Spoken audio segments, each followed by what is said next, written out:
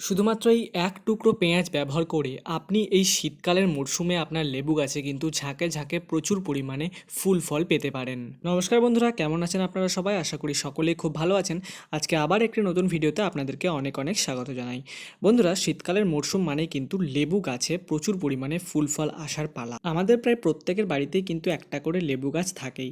আর এই শীতকালের মরশুমে আমরা সবাই দেখি যে লেবু গাছে প্রচুর পরিমাণে ফুল আসছে এবং সেগুলোতে গুটিও বাঁধছে, কিন্তু গাছ থেকে ঝরে ঝরে পড়ে যাচ্ছে। আবার অনেক ক্ষেত্রেই দেখা যায় যে গাছের মধ্যে কিন্তু কোনো রকমের ফুল ফল আসছে না বা আসার পরিমাণ খুবই কম। তাহলে এই সমস্ত সমস্যা থেকে কিভাবে সমাধান পাবো, কিভাবে আমরা এই শীতকালীন মরশুমে লেবু গাছের যত্ন করব এবং কিভাবে সার ব্যবহার করব যাতে করে আমাদের লেবু গাছও এরকম প্রচুর পরিমাণে ঝাঁকে ঝাঁকে ফুল ফলে ভরে ওঠে। আপনারা যথারীতি দেখতে পাচ্ছেন যে আমার গাছে কি পরিমাণ ফুল ও ফল কিন্তু ধরে রয়েছে। আপনাদের কাছেও কিন্তু এরকম ফুল ফল আসবে যদি আপনারা এই ভিডিওটি শেষ পর্যন্ত দেখেন। শীতকালে ছোট লেবু গাছে প্রচুর পরিমাণে ফুল ফল আনতে হলে কিন্তু আপনাদেরকে এক্সট্রা কেয়ার অবশ্যই করতে হবে। প্রথমত, আপনারা যে প্রথম ভুলটা করেন সেটা হচ্ছে গাছের মধ্যে অতিরিক্ত পরিমাণে জল ব্যবহার করা। শীতকালে তো অলরেডি গাছের মাটি ভেজায় থাকে, শুকোতে অনেক সময় নেই, তার উপরেও যদি আমরা ডেলি গাছে জল দিতে থাকি তাহলে কি হবে যে লেবুর যে গুটি বাঁধছে অথবা যে ফুলগুলো থাকছে সেগুলো কিন্তু গাছ থেকে আস্তে আস্তে ঝরে যাবে। তাই আপনারা ডেলি জল গাছে ব্যবহার করবেন না। গাছের মাটি দেখবেন যদি ভিজে থাকে তাহলে জল ব্যবহার করার কোনো প্রয়োজন নেই। যদি গাছের মাটি শুকিয়ে যায় তাহলে কিন্তু জল ব্যবহার করবেন। দ্বিতীয়ত, লেবু গাছে সঠিক পরিমাণে ফুল ফল আসতে হলে কিন্তু গাছের মধ্যে অতি অবশ্যই সূর্যালোক সঠিকভাবে পড়তে হবে, অর্থাৎ সূর্যের সারাদিনের আলোটা যেন গাছ ভালোভাবে পায়।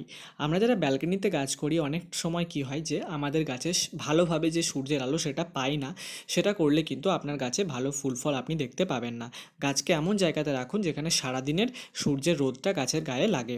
যারা ছাদে গাছ করেন তারা কিন্তু অবশ্যই গাছটাকে এমন জায়গায় রাখবেন যাতে করে সারাদিনের রোদটা গাছের গায়ে পড়ে।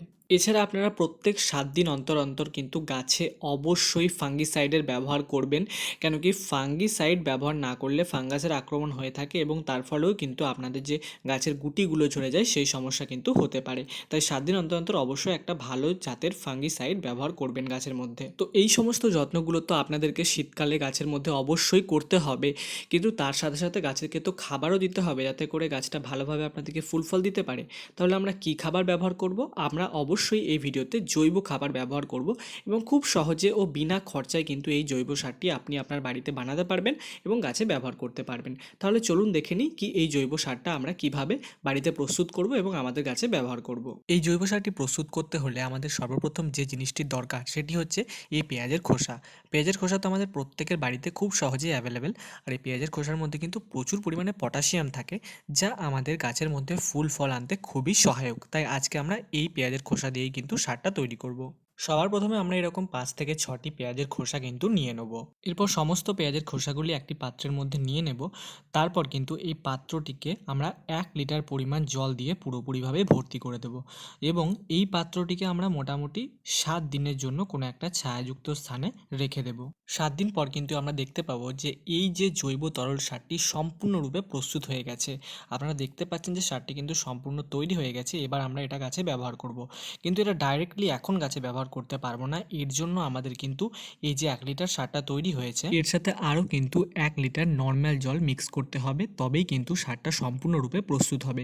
কেন কি ডাইরেক্ট যদি এই সারটা আমরা গাছের মধ্যে ব্যবহার করি তাহলে কিন্তু আমাদের গাছ জ্বলে যেতে পারে। নর্মাল জল মেশানোর পর আপনারা সারটার রং দেখতেই পাচ্ছেন অনেকটাই কিন্তু পাতলা হয়ে গেছে। এবার আমরা কিন্তু এটা আমাদের গাছে ব্যবহার করতে পারবো। এই সারটা আমরা মোটামুটি গাছের মধ্যে 15 দিন অন্তর অন্তর ব্যবহার করতে পারি। যেহেতু এটি জৈব সার তাই এর কোনো সাইড ইফেক্ট কিন্তু গাছের মধ্যে দেখা যায় না। এটা ব্যবহারের পর আপনারা তো দেখতেই পাচ্ছেন যে আমাদের গাছের রেজাল্টটা কীরকম এসেছে। খুব ভালো ফুল ফল কিন্তু গাছের মধ্যে এই সিজনের মধ্যে এসছে। আপনারাও কিন্তু এই সারটা ব্যবহার করে দেখতে পারেন। আর আগে যে যত্নগুলো করার কথা বলেছি সেগুলো কিন্তু অবশ্যই গাছের মধ্যে করবেন। তাহলে এই সারটা ব্যবহার করুন আর যত্নগুলো করুন, তারপর আপনার গাছে কেমন রেজাল্ট পাচ্ছেন সেটা আমায় কিন্তু কমেন্ট সেকশনে অতি অবশ্যই জানাবেন। আজকের ভিডিওটা যদি আপনাদেরকে ভালো লেগে থেকে থাকে তাহলে ভিডিওটাকে কিন্তু অবশ্যই একটা লাইক করে দেবেন। চ্যানেলে নতুন হয়ে থাকলে কিন্তু চ্যানেলটাকেও অবশ্যই সাবস্ক্রাইব করে নেবেন। তাহলে আজকের ভিডিওটা এখানেই শেষ করছি। দেখা হচ্ছে অন্য একটি গাছ সম্পর্কিত ভিডিও নিয়ে। সবাই খুব ভালো থাকুন আর নিজেদের গাছের যত্ন নিন।